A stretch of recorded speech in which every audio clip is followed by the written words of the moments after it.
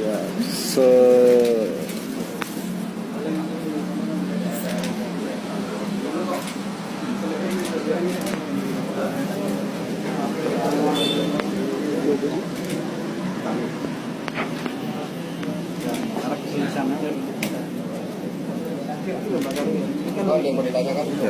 Mas, kenapa kok mau sampai membakar rumah, Mas?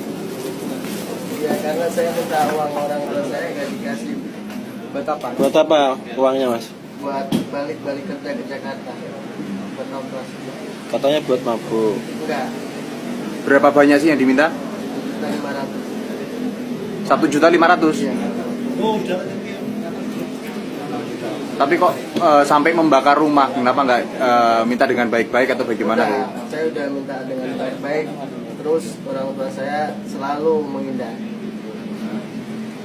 Berarti memang gak direncanakan, Mas? Enggak. Nyesel nggak, Mas, kira-kira? Iya, Pak. Ini bakarnya pakai apa kamu? Pakai korek. Bakar apa itu? Apa yang dibakar? Pertama. Yang bakar itu pakai kain dia. Udah jadi merambat.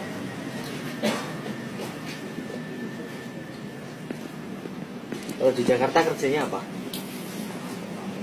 Jadi ojek online. Sebelumnya sudah pernah ke Jakarta? Pernah.